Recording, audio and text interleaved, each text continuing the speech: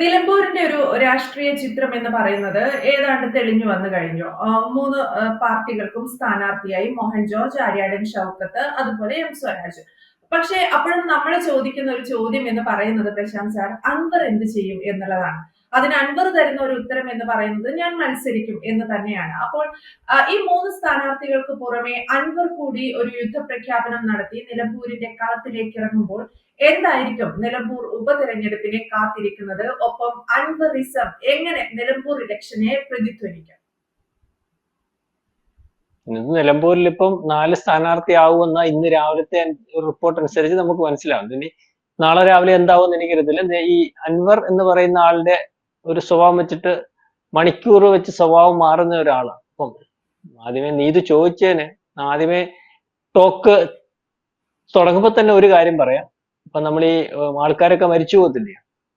അപ്പൊ പാക്കറൻ കൊച്ചാട്ടം മരിച്ചു, അടക്കം എപ്പോഴാണ് തീരുമാനിച്ചിട്ടില്ലെന്ന് നമ്മൾ പറയത്തില്ല എന്ന് പറയുന്ന പോലെയുള്ള അൻവറിന്റെ കാര്യം. അൻവർ തീർന്നു, നീ എപ്പം ഈ ബോഡി മറവ് ചെയ്യും എന്നുള്ള ഒരു കാര്യം നമ്മൾ ഈ ചില ആൾക്കാർ മരിച്ചതിന് ശേഷം അത് തീരുമാനിച്ചിട്ടില്ല, ബന്ധുക്കളൊക്കെ വരാനുണ്ടെന്ന് പറയുന്ന ഒരു അവസ്ഥയാണ്. അതായത് എനിക്ക് അദ്ദേഹത്തോട് എനിക്കിഷ്ടമുള്ള ഒരു നേതാവ് ആയിരുന്നു അൻവർ. കാരണം ആ കാര്യങ്ങൾ മുഖത്ത് നോക്കി തുറന്നു പറയുന്നതിനും അല്ലെങ്കിൽ എന്ത് കാര്യം ഉണ്ടെങ്കിലും പറയുന്നതിനും ആർജവമുള്ള ഒരു നേതാവായിരുന്നു. അങ്ങനെ ആൾക്കാർ അദ്ദേഹത്തിന് ഇത്തിരി ആരാധകരുണ്ടായിരുന്നു. അങ്ങനെ തുറക്കെ പറയാൻ പറ്റുന്നതും ആ പൊളിറ്റിക്സുമായിട്ട് മുന്നോട്ട് പോകാൻ പറ്റുന്നതുമായിട്ടുള്ള ഒരു സാഹചര്യം എന്തുകൊണ്ടോ അദ്ദേഹത്തിന്, അല്ലെങ്കിൽ അദ്ദേഹം അതിനു മുമ്പ് മത്സരിച്ച, അല്ലെങ്കിൽ CPM-നകത്ത് വരുന്നതിന് മുമ്പ് മത്സരിച്ച പല ഉപതെരഞ്ഞെടുപ്പുകളിലും അദ്ദേഹത്തിന് കിട്ടിയ വോട്ടിന്റെ ഭാഗം വെച്ച് CPM അവരെ കൂടെ കൂട്ടി അദ്ദേഹത്തെ ജനപ്രതിനിധിയാക്കി. അപ്പൊ ഈ ഒരു ആർജവം ഉറക്കെ പറയാൻ പറ്റിയ കരുത്തുള്ള, അല്ലെങ്കിൽ അത്തരത്തിൽ സ്വഭാവമുള്ള ഒരു പാർട്ടിയുടെ കൂടെ നിന്ന് അദ്ദേഹം മുന്നോട്ട് പോയാൽ മതിയായിരുന്നു. അതിനകത്ത് ചില അസാരസ്യങ്ങളൊക്കെ ഉണ്ടാകും. രാഷ്ട്രീയ പാർട്ടിക്കാരനാകുമ്പോൾ അതൊക്കെ സഹിക്കാൻ. എല്ലാത്തിനും കയറിയില്ല. തേളും മൂർഖം പാമ്പും പോലെ. തേളിന്റെ ഒരു ഗുണം എന്ന് പറയാൻ നമ്മളൊരു കല്ലെടുത്തിട്ട് അവൻ വാലും പൊക്കി നിൽക്കും, നമ്മൾ അടുത്ത വലിയ കല്ലെടുത്ത് എന്റെ തലയിലിടും. മൂർഖം പാമ്പിന്റെ ഗുണം എന്താണെന്നറിയാമോ? മൂർഖം പാമ്പ് നമ്മൾ ഓടിച്ചാൽ ഓടും, അവൻ ഓടാൻ പറ്റാത്ത ഒരു അവസ്ഥ വരുമ്പോൾ മാത്രം പത്തി വിടും. അപ്പൊ അൻവർ അത് പഠിക്കണമായിരുന്നു. അൻവർ വെറും തേളാവരുത്. അൻവറിന്റെ പുറത്തോട്ട് എന്ത് ആരോപണം വന്നാലും അൻവർ റോഡിൽ ഇറങ്ങി നിൽക്കരുത്. ചിലതൊക്കെ വരും, ചിലതൊക്കെ സഹിക്കണം. പാർട്ടിയുടെ കൂടാകുമ്പോൾ ആ പാർട്ടിയുടെ ഐഡിയോളജികളും പാർട്ടിയുടെ ചില കാര്യങ്ങളും ഒക്കെ നമ്മൾക്ക് സഹിക്കേണ്ടി വരും. എല്ലാ കാര്യങ്ങളോടും നമ്മുടെ കാര്യങ്ങൾ, പാർട്ടിയുടെ കാര്യങ്ങളും പൊരുത്തപ്പെട്ടു പോകത്തില്ല, അത് മനസ്സിലാക്കണം. അപ്പൊ ആ വെല്ലുവിളിക്ക് ശേഷം പുള്ളിൽ വെളിയിൽ ഇറങ്ങുകയും അദ്ദേഹത്തിന്റെ UDF-ന് കൂടെ കൂടുകയും ഒക്കെ ചെയ്തപ്പോൾ നമ്മൾ പറഞ്ഞ ഏറ്റവും കേരള രാഷ്ട്രീയത്തിൽ ഉടക്കിയാൽ ഉടക്കുന്നവനെ മടക്കുന്ന പിണറായി വിജയന് പോലും മടക്കാൻ പറ്റാത്ത അൻവറിനെ ശരിക്കും പറഞ്ഞാൽ സതീശൻ ഓടിച്ചു മടക്കി ദൂരെ കളഞ്ഞു. സതീശനെ ഈ ഒരു വിഷയത്തിൽ സതീശന് കിട്ടിയ ഒരു മൈലേജ് കോൺഗ്രസിനകത്തും കേരള രാഷ്ട്രീയത്തിനകത്തും നമ്മൾ പണ്ടൊക്കെ പറയുമായിരുന്നല്ലോ, കരുണാകരൻ, അതുപോലെ അല്ലെങ്കിൽ ഉമ്മൻചാണ്ടി, കരുണാകരൻ, അതുപോലെ കരുണാകരൻ ഒരു അദ്ദേഹത്തിനെതിരെ വരുന്ന കക്ഷികളെ കൈകാര്യം ചെയ്ത് കളയും. അത്രയ്ക്ക് ഒരു ലീഡറായിരുന്നു. അപ്പം ഇതിനകത്ത് ഇപ്പൊ കുറെ നാളുകളായിട്ട് കേരളത്തിനകത്തെ പൊളിറ്റിക്സ് പരിശോധിക്കുമ്പോൾ ആ VD സതീശൻ ആഗ്രഹിക്കുന്ന കാര്യങ്ങൾ തന്നെ നടന്നു പോകുന്നതായിട്ട് നമുക്ക് ആദ്യമൊക്കെ തോന്നിയിരുന്നു. വ്യക്തതയില്ലായിരുന്നു. ഏറ്റവും അവസാനം ഈ KPCC പ്രസിഡന്റെ മാറ്റുന്ന കാര്യവും അൻവറിന്റെ കാര്യത്തിൽ അൻവർ നേരത്തെ VD സതീശൻ അഴിമതിക്കാരനാണെന്ന് പറഞ്ഞുകൊണ്ട് അയാളെ വെല്ലുവിളിച്ച് വന്നപ്പോൾ, അൻവർ UDF-ൽ വന്നപ്പോൾ ആദ്യം തന്നെ VD സതീശൻ അഡ്ജസ്റ്റ് ചെയ്തു പോകുന്ന ഒരു അവസ്ഥയില്ല. രണ്ടാമത് അൻവർ കിടന്ന് നെഗളിച്ചപ്പോൾ ഈ ഒരു അവസ്ഥ വന്നപ്പോൾ UDF-നകത്ത് അൻവർ പറഞ്ഞു, ഞാൻ വലിയ ആളാണ്, ഞാൻ വലിയ താരമാണ്, നിലമ്പൂരിലെ താരമാണ്, ഞാൻ പറയുന്നത് പോലെ കേൾക്കണം, അവിടെ സ്ഥാനാർത്ഥിയൊക്കെ ഇദ്ദേഹം ബൈ-ഇലക്ഷന് മുമ്പേ അങ്ങ് തീരുമാനിച്ചു, ജോയി ആയിരിക്കണം സ്ഥാനാർത്ഥി. ഈ പറയുന്ന ആര്യാടൻ മുഹമ്മദിന്റെ മകൻ ആര്യാടൻ ഷൗക്കത്ത് വേണ്ട. അവസാനം തീരുമാനം വന്നത് എങ്ങനെയാണ്? അയാൾ പറഞ്ഞ സ്ഥാനാർത്ഥി അല്ലെ വേണ്ട എന്ന് പറഞ്ഞ സ്ഥാനാർത്ഥിയെ തീരുമാനിച്ചു. അൻവർ പ്രതികരിച്ചു, പൊട്ടിത്തെറിച്ചു. അൻവർ ഏതാണ്ട് സാധിക്കുമെന്ന് പറഞ്ഞു. അവസാനം അൻവറിനെ പൂട്ടി. അൻവർ ഒന്നും സാധിക്കാനില്ല, സാധിക്കുന്നേ സാധിക്കട്ടെ.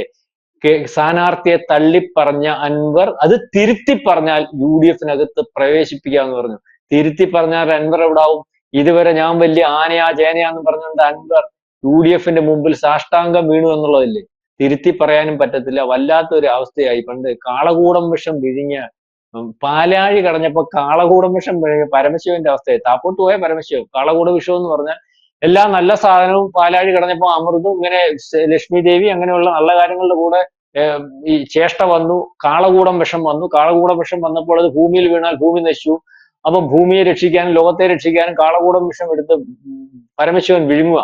പരമശിവൻ വിഴുങ്ങുമ്പോൾ അകത്ത് ചെന്നാൽ കാളകൂടം വിഷം പ്രശ്നമാവെന്ന് പറഞ്ഞിട്ട് തൊണ്ടയ്ക്ക് പൊത്തിപ്പിടിച്ചു. അപ്പൊ ശബ്ദിക്കാൻ തുടങ്ങിയപ്പോൾ വായും പൊത്തിപ്പിടിച്ചു. അങ്ങനെ കാളകൂട വിഷം ഉറഞ്ഞതാണ് ആണുങ്ങളുടെ തൊണ്ടയ്ക്കത്തെ ഈ പറയുന്ന ഇതെന്നൊക്കെ നമ്മുടെ പുരാണത്തിൽ പറയുന്ന പോലെ. അതുപോലെയായി അൻവറിന്റെ അവസ്ഥ. അൻവർ കാളകൂടം വിഷം വിഴുങ്ങലായിപ്പോയി.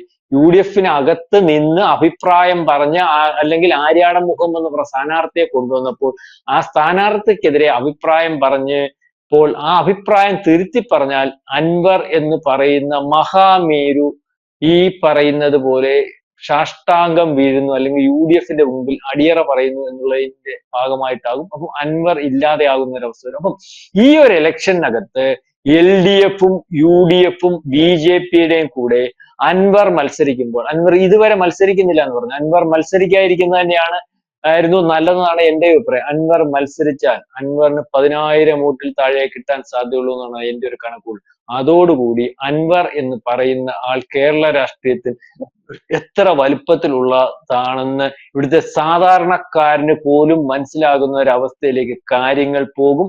ഒരുപക്ഷെ 10,000 വോട്ട് പോലും പിടിക്കാൻ സാധ്യത ഒരവസ്ഥ വരും. കൂടാതെ അവിടെ UDF കാൻഡിഡേറ്റ് ജയിക്കുന്ന ഒരവസ്ഥയും കൂടെ വന്നാൽ അൻവർ എന്ന് പറയുന്ന ഫാക്ടർ കേരളത്തിലല്ല, നിലമ്പൂരിൽ പോലും ഒന്നുമല്ലാത്ത ഒരവസ്ഥയിലേക്ക് എന്നുള്ള രീതിയിലേക്ക് തെളിയിക്കും. ഇപ്പോഴത്തെ ഒരു സാഹചര്യത്തിൽ നമ്മൾ പറയുമ്പോൾ UDF ജയിക്കുമോ ഇല്ലയോ എന്നുള്ളതിനെ പറ്റി ഒന്നും നമ്മൾക്കറിയത്തില്ല. പക്ഷെ UDF സാധ്യത കൂടുതലുള്ള ഒരു മണ്ഡലമായിട്ടും അതിനുള്ള രാഷ്ട്രീയ സാഹചര്യം കൂടുതലുള്ള ഒരു മണ്ഡലമായിട്ടും ഒക്കെയാണ് നമുക്കിപ്പം നിലമ്പൂരിനെ കാണാൻ സാധിക്കുന്നത്. കാരണം അവിടെ ഈ ആദ്യമേ തന്നെ CPM ഏറ്റവും വലിപ്പത്തിലുള്ള കാൻഡിഡേറ്റ്, സംസ്ഥാന സെക്രട്ടേറിയറ്റ് മെമ്പർ, ആ നാട്ടുകാരൻ ഏറ്റവും അറിയപ്പെടുന്ന വന്നപ്പോൾ തന്നെ നിലമ്പൂരിൽ അദ്ദേഹത്തിന്റെ രാഷ്ട്രീയത്തെ ചോദ്യം ചെയ്യുന്ന അല്ലെങ്കിൽ വ്യക്തത വരുന്നതിന് വേണ്ടിയുള്ള ഈ പറഞ്ഞ സിന്ദൂർ എന്ന് പറയുന്ന വിഷയം പോലും CPM അവതരിപ്പിച്ചിട്ടാണ്, അല്ലെങ്കിൽ മുസ്ലിം ലീഗ് അവതരിപ്പിച്ചിട്ടാണ് തുടങ്ങുന്നത്. സിന്ദൂർ എന്ന വിഷയത്തിൽ ഈ രാജ്യം മൊത്തവും മതത്തിനപ്പുറം ഈ രാജ്യത്തിന്റെ കൂടെ നിന്നപ്പോൾ രാജ്യത്തിന്റെ കൂടെ നിൽക്കാത്ത ആള് അല്ലെങ്കിൽ അത്തരത്തിൽ പോസ്റ്റ് ഇട്ടതിന്റെ കാരണം ചോദിച്ചുകൊണ്ട് തുടങ്ങുന്നു. അതിനു മുമ്പ് ശബരിമല വിഷയം വീണ്ടും ആവർത്തിക്കുന്നു. അപ്പോൾ ഈ നിലപാടുകൾ, സ്വരാജ് എടുത്ത നിലപാടുകൾ രാജ്യവിരുദ്ധമാണെന്നുള്ള രീതിയിലേക്കുള്ള ഒരു പ്രചരണം അവിടെ CPM ബുദ്ധിമുട്ടുണ്ടാക്കുന്നു. ഏതായാലും നമ്മൾക്കറിയത്തില്ല CPM പൊളിറ്റിക്സ്. സ്വരാജിനെ നിർത്തി മത്സരിപ്പിക്കുന്നു, ഭരണ നേട്ടങ്ങൾ പറയുന്നു, ഭരണ കോട്ടങ്ങളും അല്ലെങ്കിൽ പിണറായിസവും ഒക്കെ പിണറായിയുടെ ബുദ്ധിമുട്ടുകളൊക്കെ പറഞ്ഞ് UDF വോട്ട് പിടിക്കുന്നു. ഇതിനെ രണ്ടിനെയും അല്ലെങ്കിൽ LDF UDF എതിർത്തുകൊണ്ട് ഒരു പ്രത്യേക രാജ്യത്തെ നന്നാക്കാനും ദേശത്തെ നന്നാക്കാനും അഴിമതി മാറ്റാനും ഒക്കെ എന്ന് പറഞ്ഞുകൊണ്ട് അൻവർ വരുന്നു. BJP ദേശീയ പൊളിറ്റിക്സ് പറഞ്ഞിട്ട് അല്ലെങ്കിൽ അവിടെ ഇലക്ഷൻ നേരിടുന്നു. അപ്പം ഈ ഒരു ഇലക്ഷനകത്ത് എനിക്ക് മനസ്സിലാവുന്നത്, നമ്മൾക്ക് രാഷ്ട്രീയ നിരീക്ഷണത്തിൽ നിന്ന് മനസ്സിലാവുന്നത്, അൻവർ എന്ന് പറയുന്ന ആളിന്റെ രാഷ്ട്രീയ ഭാവി ഇതോടുകൂടി അവസാനിക്കും എന്നുള്ളതാണ്. ഒരു പഴഞ്ചൊല്ലുണ്ട്, കാക്ക എല്ലാവരുടെയും കാഷ്ടമടിക്കും, കാക്കയുടെ കാഷ്ടമടിക്കാൻ ആരും ഇല്ല എന്ന് പറഞ്ഞതുപോലെ അൻവർ എന്ന് പറയുന്ന വ്യക്തിയെ ആർക്കും വേണ്ടാത്ത ഒരവസ്ഥ, അതായത് കാക്കയുടെ ഒരവസ്ഥയാണ് അൻവറിന്റെ അവസ്ഥ. എല്ലാ മാലിന്യങ്ങളും കൊത്തി അകത്താക്കുന്ന കാക്ക കാഷ്ടിച്ചാൽ കഴിക്കാൻ ആളില്ലാത്ത ഒരവസ്ഥ. അതാണ് ഇപ്പൊ അൻവറിന്റെ അവസ്ഥ കേരള രാഷ്ട്രീയത്തിൽ. ഏതായാലും അൻവർ എന്ന് പറയുന്ന ആൾ ആദ്യം പറഞ്ഞതുപോലെ മരിച്ചു, അല്ലെങ്കിൽ നമ്മൾ ഒരാൾ മരിച്ചെന്ന് പറയത്തില്ല, മരിച്ചു, ശവസംസ്കാരത്തിന്റെ സമയം തീരുമാനിച്ചിട്ടില്ല എന്നുള്ള അവസ്ഥയിലാണ് ഇപ്പൊ രാഷ്ട്രീയത്തിൽ നിൽക്കുന്നത് എന്ന് പറയേണ്ടി വരും. ഏതായാലും ഇലക്ഷൻ കഴിഞ്ഞിട്ട് ആര് ജയിക്കും ആര് തോക്കും എന്നുള്ളതൊക്കെ ഇലക്ഷൻ കഴിഞ്ഞാൽ നമുക്ക് പറയാൻ സാധിക്കത്തുള്ളൂ. നമ്മൾ ആ മണ്ഡലത്തിന്റെ ഒരു സാധ്യത പറഞ്ഞു എന്നുള്ളത് മാത്രമേ ഉള്ളൂ. ഏതായാലും VD സതീശൻ എന്ന് പറയുന്ന കക്ഷി ഈ ഒരു നിലമ്പൂർ ഇലക്ഷനോടുകൂടി കോൺഗ്രസിന്റെ അല്ലെങ്കിൽ ചോദ്യം ചെയ്യപ്പെടാൻ ഇല്ലാത്ത നേതാവ് എന്നൊക്കെ നമ്മൾ പറയത്തില്ലേ, ലീഡർ, ആ ഒരു പരിവേഷത്തിലേക്ക് പോയിരിക്കുകയാണ്. പിണറായി വിജയൻ എന്ന് പറയുന്ന വ്യക്തിയും CPM പോലും അല്ലെങ്കിൽ തീർക്കാൻ കഴിയാത്ത അൻവർ എന്ന് പറയുന്ന വ്യക്തിയെ തീർത്തു അല്ലെങ്കിൽ ഫിനിഷ് ചെയ്തു, ഇല്ലായ്മ ചെയ്തു, ഒന്നുമല്ലെന്ന് കാണിക്കുന്ന ഒരു രീതിയിലേക്ക്, അല്ലാതെ ഒരു പാർട്ടിയോട് കളിച്ചാൽ അൻവർ എന്ന് പറയുന്ന വ്യക്തി ഒന്നുമല്ല എന്ന് കാണിക്കുന്നതിന് CPM കഴിയാത്തിടത്ത് UDF കഴിഞ്ഞു, ഈ പറയുന്ന VD സതീശന് കഴിഞ്ഞു. അതാണ് നമുക്ക് ഇതിനകത്ത് മനസ്സിലാവുന്നത്. യെസ്, അങ്ങനെ എല്ലാ മാലിന്യങ്ങളും വലിച്ചു കയറ്റുന്ന ഒരു പാർട്ടി അല്ലാതെ കോൺഗ്രസ് മാറി അവരുടെ ഒരു ശുദ്ധത അല്ലെങ്കിൽ ഒരു വാല്യൂ ഉണ്ടെന്ന് ഈ ഒരു സ്ഥാനാർത്ഥിത്വം പ്രഖ്യാപിച്ചതിലൂടെ കോൺഗ്രസ് തെളിയിക്കുന്നു. ഒപ്പം പ്രശാന്ത് സാർ സൂചിപ്പിച്ചതുപോലെ VD സതീശന് സംസ്ഥാനത്ത് പാർട്ടിക്കകത്ത് വ്യക്തമായ ഒരു ആധിപത്യം സ്ഥാപിക്കാൻ സാധിച്ചു. ഒപ്പം PV അൻവർ എന്ന് പറയുന്ന അൻവറിസം കേരള രാഷ്ട്രീയത്തിൽ നിലമ്പൂർ ഉപതെരഞ്ഞെടുപ്പോടുകൂടി ചിലപ്പോൾ അവസാനിച്ചേക്കാം എന്ന രീതിയിലാണ് മുന്നോട്ട് വരുന്ന അദ്ദേഹത്തിന്റെ പ്രസ്താവനകളും ഒപ്പം മറ്റ് രാഷ്ട്രീയ പാർട്ടികൾ എടുക്കുന്ന തീരുമാനങ്ങളും ഒക്കെ സൂചിപ്പിക്കുന്നത് വ്യക്തമാണ്. Thank you Prashant sir. കൂടുതൽ വാർത്തകളും വിശേഷങ്ങളും നിങ്ങളിലേക്ക് എത്താൻ ABC മലയാളം സബ്സ്ക്രൈബ് ചെയ്യുക, ബെൽബട്ടനും അമർത്തുക.